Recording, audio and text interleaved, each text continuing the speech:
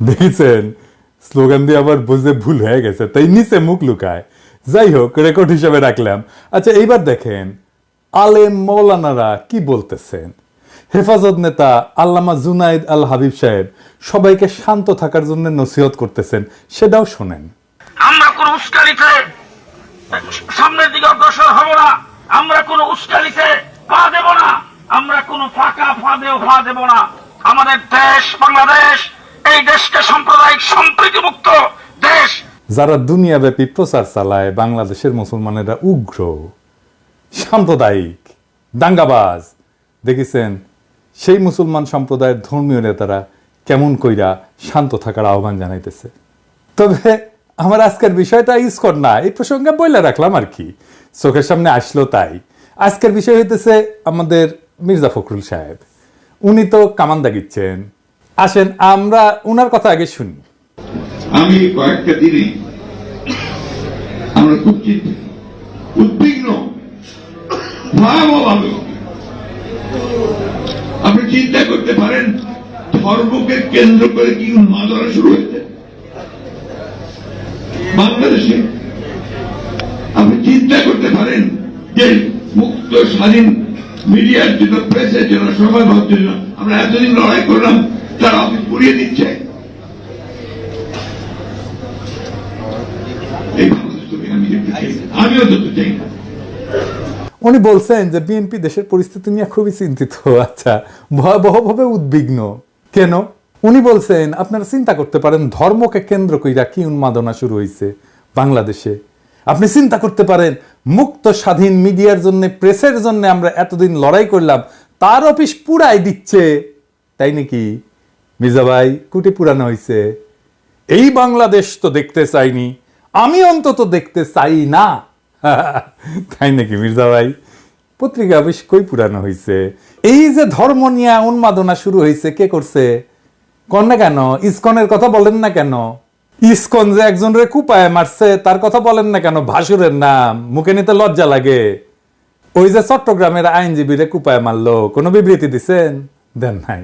প্রথম আলো daily star নিয়ে একেবারে দিওয়ানা হয়ে গেছেন। আপনি প্রধান রাজনৈতিক দলের নেতা, আপনি গেছেন চট্টগ্রামে, আমাদের নিহত ভাইয়ের জানাজায় গেছেন? যান নাই। তো পত্রিকা অফিস পুরানোর কথা দেখে আমি ভাবলাম যে আমি নিজে ভুল দেখছি কিনা, তাই একটা পোস্ট দিলাম ফেসবুকে। এই যে এটা প্রায় 12,000 লাইক পড়েছে। কেউ কইল না পত্রিকা অফিসে গত এক সপ্তাহ পুরানো হয়েছে। আপনাকে মির্জা ভাই আবেগ কাজ করেছে, প্রথম আলো যখন আসছে বিবেক কাজ করে নাই। আমাদের দানব হিসাবে উপস্থাপন করবেন। আপনার বন্ধু মতি আলু কয়া দিছে নাকি? নাকি আপনার দলের কেউ কইছে? নাকি আপনি নিজে দেখছেন? দেশের সবচেয়ে বড় দলের শীর্ষ নেতা আপনি, মুরব্বী মানুষ, আপনার মুখে কথাই রেফারেন্স। আপনি সতর্ক হইয়া কথা না বললে তো মুশকিল মির্জা ভাই। উনি এখানে থামেন নাই, আরো বলছেন দুর্ভাগ্য আমাদের কিছু সংখ্যক মানুষ, তারা নিজেদের অত্যন্ত জনপ্রিয়, সবচেয়ে দেশপ্রেমিক বলে মনে করেন। খোটাটা মনে রেখেন কি দিয়ে খোটা মারতেছে। আর গোটা জাতিকে আজকে তারা বিভাজনের দিকে উস্কে দিয়ে একটা অন্ধকারের দিকে ঠেলে দিচ্ছেন। সেজন্য ওনার আলো দরকার, প্রথম আলো, বুঝাও। আপনারা ঠান্ডা মাথায় চিন্তা করবেন যে যারা দেশকে বিভাজনের দিকে ঠেলছে, অনৈক্যের দিকে ঠেলছে, তারা আমাদের আসল শত্রু না মিত্র? আসলেই তো আমাদের দেখতে হবে বিভাজনের দিকে কে ঠেলিচ্ছে, এটা আমরা দেখবো। আইসেন। হ্যাঁ মির্জা ভাই, খারান একটু হাইসেনি। আপনি বিভাজনের কথা কইছেন, আমি ইউজুয়ালি এসব জায়গায় এসে একটা ডার্টি জোকস টোকস বলি, আপনার ক্ষেত্রে সেটা বলবো না, এই তো ঝামেলা হয়ে গেল। যাই হোক, বিভাজন কে করিছে? আপনি কি বলেছেন জামাতকে নিয়ে? দেখেন, জামাতের পক্ষ থেকে আসা বক্তব্যের বিপরীতে তিনি বলছেন যারা ভোটে জিততে পারবে না, সরকার চালাইতে পারবে না, তারা এসব কথা বলে। একসময়ের জোর সেঙ্গিকে কি তাচ্ছিল্য! আপনারা সেনা প্রধানের ডাক পাইয়া যে ড্যাং ড্যাং করতে করতে ক্যান্টনমেন্টে গেলেন, তারপর একটা তত্ত্বাবধায়ক সরকার বানালেন, ধ্বজভঙ্গ উপদেষ্টা দিয়ে খুঁজে খুঁজে বের করে আসছেন। দিনে 6 বার অ্যাডাল্ট ডায়াপার বদলাইতে হয়। আমাদের জিজ্ঞেসিলেন যে কি মত আপনাদের? হ্যাঁ, ঐক্যের কথা কইছেন এখন। বাপরে, দেশের মালিক সেজে গেছেন না? ছাত্র শিবির ছাত্রদল মারপিট শুরু হইলো। আপনার ছাত্র দলে চট্টগ্রামে পোলারা আমারে কমপ্লেন দিল আমার ইনবক্সে এসে যে আপনার প্রিয় ছাত্র শিবির কইরে একবার কয় আপনার প্রিয় ছাত্র শিবির। কবে প্রশংসা করছিলাম ওই একটা সারিন্দা বাজায় আর কি। ওই কয় আমার প্রিয়, আপনার প্রিয় ছাত্র শিবির আমগরে মারতেছে, কিছু একটা করেন। তা আমি কইলাম দুই সংগঠনকে নিয়ে বসবো, এভাবে মারপিট করলে কেমন করে হবে ফ্যাসি বিরোধী দলগুলা। ছাত্র শিবির ছাত্র দল দুই দলে কিন্তু রাজি হইল, টাইম ঠিক হইল। ছাত্র দলের প্রেসিডেন্ট সেক্রেটারি, ছাত্র শিবিরের প্রেসিডেন্ট সেক্রেটারি কেন্দ্রীয় একসাথে কথা বললে টাইম ঠিক হইল। আমার টাইম সকাল 5টা, আমি চোখ মুছতে মুছতে উঠিয়া জুম মিটিং এ বসলাম, ছাত্র শিবিরের প্রেসিডেন্ট সেক্রেটারি আসলো, ছাত্র দল আসলো না। ফোন দিলাম, কয় আমরা তো ট্যুর করতেছি। আমি বললাম আচ্ছা ঠিক আছে, ট্যুর শেষ কইরা তারপরে কইয়েন, আমরা বসবুনি আবার। পরে আর করলো না। শুনলাম বিএনপির শীর্ষ নেতারা চায় না, মারপিট যে হচ্ছে সেটা বন্ধ করার জন্য ডায়ালগ করতে রাজি না বিএনপি। জাহাঙ্গীরনগরে ছাত্র শিবির থাকলে সেখানে ছাত্র দল যায় না। আর কে কমপ্লেন করেছে যে ছাত্র শিবির কেন এটি? বামেরা না করলে ছাত্র দল করেছে। গত কয়েকদিন আগে জাতীয় ছাত্র সংহতি সপ্তাহ উপলক্ষে শিবিরের মত বিনিময় সহ 34টা ছাত্র সংগঠন আসলে ছাত্র দল আসেনি। কিন্তু কেন? মিটিং এ বসে ডায়ালগ করবে না। আন্দোলনের সহযোদ্ধাদের সাথে আবার ঐক্য আর বিভাজনের গল্প বলতেছেন। মিরেশ্বরায় জামাতের মিটিং এ হামলা করছেন কেন করছে? আপনাদের কাছ থেকে অনুমতি নেয় নাই, আপনাদের কাছে অনুমতি নেওয়া লাগবে। হ্যাঁ, আপনারা ঠোলা হয়ে গেছেন না সরকার হয়েছেন? অনুমতি নিয়ে মিটিং করতে হবে।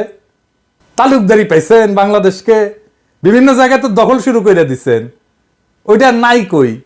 তো বিভাজন কে করছে মির্জা ভাই? চুপকে সরাবে বললো ছাত্ররা, আমরা সাপোর্ট দিলাম। আপনারা বাগড়া দিলেন, বললেন না বদলানো যাবে না। আমরা বললাম নতুন সংবিধান লাগবে। আপনারা বাগড়া দিলেন, বললেন না পুরানাই সহি, এই সরকারের ম্যান্ডেট নাই, বদলাইতে পারবে না। আমরা বললাম আওয়ামী লীগকে নিষিদ্ধ করতে হবে। আপনারা বললেন না না না না না না, আমরা নিষিদ্ধ করার কে? নিষিদ্ধ করবে জনগণ। তো আমরা কি জনগণ না? আমরা হরিদাস পাল? আমরা বললাম আওয়ামী লীগকে নির্বাচন আসতে দেওয়া যাবে না। আপনারা প্রফেসর ইউনূসকে যে কয়ে আসলেন না না না, আওয়ামী লীগকে নির্বাচনে আনতে হবে, আসবে, নির্বাচন করবে। সারা দেশে একটা জাতীয় ঐক্যমত তৈরি হয়েছে ইসকন নিষিদ্ধের বিষয়ে। আপনি যা বলে আসলেন প্রফেসর ইউনূসকে, আপনারা চান না ইসকন নিষিদ্ধ হোক। আপনি বলতেছেন বিভাজন, অনৈক্য। আপনি শুরু করেন আগে অনৈক্য। আপনি ইন্ডিয়ারে খুশি করার জন্য আপনি আওয়ামী লীগের নির্বাচনে আনতে চান, ইসকনকে নিষিদ্ধ করতে চান না, ইন্ডিয়াকে খুশি করার জন্য। আপনি কি ভাবছেন ইন্ডিয়া আপনারা প্রচুর প্রেম দিবে? হ্যাঁ, জিয়া রহমানকে কে মারছে? ইন্ডিয়া। বিডিআর আর্মি অফিসারদের কে মারছে? ইন্ডিয়া। আপনাদের এত বছর ক্ষমতার বাইরে রাখছে কে? ইন্ডিয়া। আপনি কি জাতির সাথে মশকরা করতেছেন মির্জা ভাই? আমরা যেটাই বলি সেটাই না, বিভাজন তো আপনি করতেছেন। তার মানে হইতেছে ঐক্য মানে আপনার মত মাইনা নেওয়া, আপনার অনুগামী হওয়া, আপনার দাসত্ব করা, এটা আপনার কাছে ঐক্য।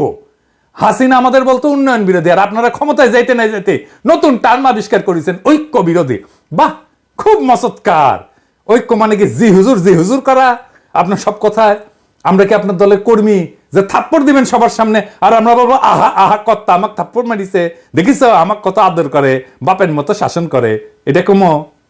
আপনি কি আসলেই প্রকাশ্যে কাউরে থাপ্পড় মারতে পারেন? না, পারেন না। কোন এথিক্যাল মডার্ন স্ট্যান্ডার্ডে আপনি পারেন না। আপনারা গান্ধী বইলা ট্রল করতো পাবলিকে, জানেন কিনা জানি না। আপনি থাপ্পড় মাইরা সে ট্রল করা বন্ধ করে দিলেন। আপনি দেশের ঐক্যের কথা বাদই দেন, আপনি দলের ভিতরে ঐক্য রাখতে পারছেন? আসেন দেখি। হাসিনা পলানোর পরে আপনার দলের অন্তর্কোন্দলে 19 জন নিহত হয়েছে, আহত হয়েছে 556 জন। আমি গুনছি।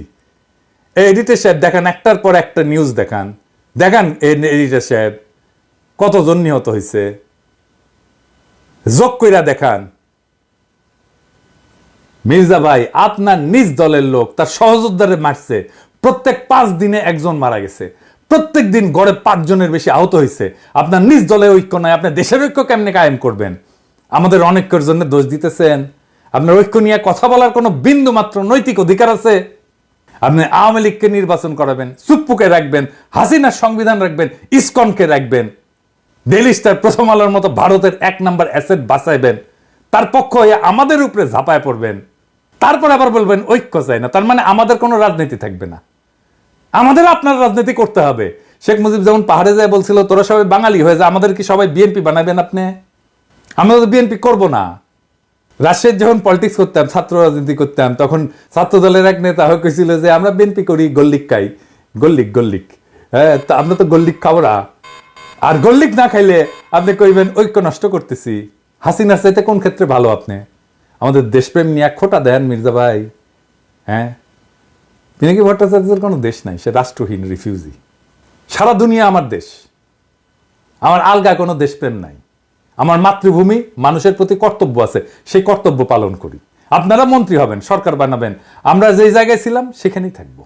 আর আমরা যদি আপনাদের মতো ক্ষমতার কাঙ্গাল হইতাম, তাইলে আপনাদের লাঠিঝাঁটা খায়া হইলেও আপনাদের সাথে এখনো ঘষ্টাঘষ্টি করতাম। আপনারা ক্ষমতার অলিন্দে উঠতে যাইতেছেন, এমন মাহেন্দ্রক্ষণে আপনাদের সাথে সম্পর্ক নষ্ট করতাম না। এই বান্দা মানুষের পক্ষে থাকবে, এই বান্দা ক্ষমতার স্তূপে না। আপনারা আপনাদের ঐতিহ্য ধরে রাখছেন। 1975-এর 15ই আগস্টের নায়কদের ওন করেন নাই, তাদেরকে ফাঁসিতে যাইতে দিচ্ছেন, ছায়া ছায়া দেখছেন। দীর্ঘদিনের জোট সঙ্গী ইসলামী দল জামাতের হাত ছেড়ে দিচ্ছেন।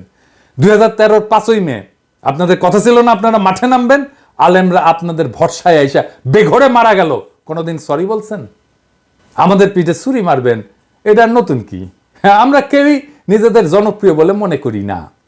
আমরা জনতার কণ্ঠস্বর, যে কণ্ঠস্বর আপনারা শুনতে চান না সেই কণ্ঠস্বর। জনতার নেতা বানায়, জনপ্রিয়তা জনতার কাছ থেকে আসে। যারা তার কাছাকাছি তারাই জনপ্রিয় হয়, তাদেরকেই পছন্দ করে, তাদেরকেই ভালোবাসে। আপনাদের তো আমাদের দরকার নাই। আমরা তো ক্যানন ফোডার, জানেন তো, খরচাযোগ্য। মানে জানেন ক্যানন ফোডার এই শব্দটার মানে? এটা একটা সামরিক পরিভাষা। এটা খুব অল্প ট্রেনিং পাওয়া সৈন্যদের ক্ষেত্রে বোঝানোর জন্য ব্যবহার করা হয়, যারা যুদ্ধে শত্রুর কামানের গোলার আঘাতে প্রথম সারিতে মারা যাওয়ার জন্য তাদেরকে পাঠানো হয়, মানে কামানের খাদ্য আর কি। এইটা সাধারণত সেই সৈন্যদের জন্য বলা হয় যারা সংখ্যায় বেশি, কম প্রশিক্ষিত বা কম গুরুত্বপূর্ণ। তাদেরকে কৌশলগতভাবে শত্রু আক্রমণ ঠেকানোর জন্য মূল বাহিনীকে সুরক্ষিত রাখতে ব্যবহার করা হয়। মূল বাহিনীর সামনে ক্যানন ফোডাররা থাকে, এবং আধুনিক সময়ে ক্যানন ফোডার শব্দটার রূপক অর্থে ব্যবহার করা হয়, যেখানে এমন লোকদেরকে বোঝায় যাদের সহজে খরচাযোগ্য মনে করা হয়। কোনো উচ্চতর লক্ষ্য অর্জনের জন্য তাদেরকে ব্যবহার করা হয়। তাদের জীবন বা মূল্যকে যথেষ্ট গুরুত্ব দেওয়া হয় না। যেমন আপনাদের আন্দোলন সংগ্রামে রক্ত দেওয়ার সময় মাদ্রাসার ছাত্রদের লাগে, গরিব মানুষদের লাগে, গরিব মানুষের পোলাদের লাগে। তারপরে যে ক্ষমতায় বসেন আপনারা এলিটেরা, ওরা ক্যানন ফোডার, আপনার ক্ষমতায় যাওয়ার সিঁড়ি। আপনাদের প্রথম আলো আছে, ডেইলি স্টার আছে, মোদির ভারত আছে, বাইডেনের আমেরিকা আছে। আমরা কোন হরিদাস পাল? আমরা সেই প্রথম সারির সৈনিক। আমরা নির্বাসনে থাকব, আমরা মইরা গিয়া আপনার ক্ষমতায় যাওয়ার সিঁড়ি তৈরি করে দিব, রাত নাই দিন নাই অ্যাক্টিভিজম করব। তারপরে আমাদেরকে পিঠে ছুরি মেয়েরা আপনারা তার উপর দিয়ে যে সিংহাসনে বসবেন। আপনাদের লজ্জা হইল না নবাবের আমন্ত্রণে যে লড়াইয়ের সাথীদের বিরুদ্ধে কথা বলতে? নবাব মানে সংবাদপত্র মালিকদের সংগঠন, এর প্রেসিডেন্টকে জানেন?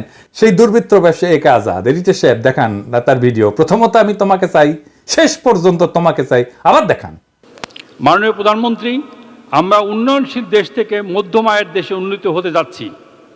অনেক অসম্ভব আপনি সম্ভব করেছেন। ব্যবসায়ীরা নিরাপদে ব্যবসা করতে পারছেন। আপনি রাজনীতিক স্থিতিশীলতা এনেছেন। স্থিতিশীলতাই সমৃদ্ধি ও শান্তি আনে। এই জন্যই বলি শেখ হাসিনার সরকার বারবার দরকার।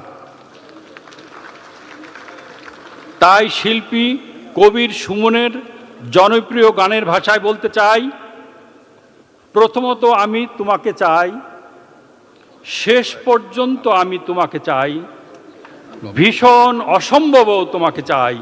জয় বাংলা, জয় বঙ্গবন্ধু। এর আমন্ত্রণে যে এক কথা বলে রাজনৈতিক দলের লোকেরা। নবাবের মিটিংয়ে তো আপনাদের যা প্রশ্ন করা উচিত ছিল যে ফ্যাসিবাদের সময় অধিকাংশ গণমাধ্যম মালিক খুনি হাসিনা সরকারের পক্ষ নিছে, এই বিষয়ে নবাবের বক্তব্য কি? আপনাদের তো প্রশ্ন করা উচিত ছিল হাসিনার দুঃশাসনে বন্ধ করে দেওয়া পত্র পত্রিকা টেলিভিশন চ্যানেলগুলোর ক্ষেত্রে তখন নবাবের ভূমিকা কি ছিল? আমার দেশ বন্ধ হয় নাই? সংগ্রামের সম্পাদককে তার অফিস থেকে টাইনে নিয়ে এসে মাইরা পুলিশে দিয়ে দেওয়া হয় নাই? কেন তারা এ নিয়ে প্রতিবাদ করে নাই? সেই নীরবতা ফ্যাসিস্ট সরকারকে সমর্থন জানানো না? দিগন্ত টেলিভিশন বন্ধ হয় নাই? বেশিরভাগ গণমাধ্যম মালিক সাংবাদিকতার পেশার সাথে সরাসরি জড়িত না, কিন্তু মালিক বইনে বসছেন। তারা বছরের পর বছর লোকসানের অজুহাত দেখায় সাংবাদিক এবং সংবাদকর্মীদের ন্যায্য মজুরি এবং প্রাপ্য সুবিধা থেকে বঞ্চিত করেন। তাহলে কোন স্বার্থে তারা কোটি কোটি টাকা লোকসানের পরেও গণমাধ্যমে বিনিয়োগ করতেই থাকেন? দেশের মানুষ এই রহস্যের উত্তর জানতে চায়। প্রথম আলো, ডেইলি স্টার স্বাধীন সাংবাদিকতা করে? আসেন আমরা ঠিক এই নোয়াবের এই প্রোগ্রামের নিউজটা দেখি, সেটাই পর্যালোচনা করি। এইখানে প্রথম আলো নিউজ করছে, এখানে যারা আমাদের গালাইছে তাদের কোট করছে। দেখেন দেখেন এই যে দেখেন কে কে গালাইছে, নামগুলো দেখান। মনে হচ্ছে সবাই আমাদের গালাইছে যারা গেছিল, তাই না? আচ্ছা দেখেন এবি পার্টির মুজিবুর রহমান মঞ্জু কি বলছিল এই প্রোগ্রামে, পুরোটাই শুনেন। আমি খোলামেলা ভাবে বলছি, প্রথম আলোর বিরুদ্ধে অভিযোগ কি, ডেইলি স্টারের বিরুদ্ধে অভিযোগ কি? যারা অভিযোগ দিয়েছেন দুই পক্ষকে নিয়ে কি বসা যায় না? কেউ কি বসার উদ্যোগ নিয়েছেন? বসেন, কথা বলেন। যদি সত্যিকার অর্থে আমাদের কোনো ব্যাড রিপোর্টিং এর কারণে কেউ যদি ক্ষতিগ্রস্ত হয়, আমরা কেন তাকে সরি বলবো না? কেন সেটা সমাধান করব না? আমরা যে জিনিসটা টেবিলে সমাধান করা যায় সেই জিনিসটাকে আমরা মতাদর্শিক দ্বন্দ্ব, ব্যবসায়িক দ্বন্দ্বে রূপান্তরিত করি। মুজিবুর রহমান মঞ্জুর এই কথা আছে এখানে, লিখছে এই কথা, লিখে নাই।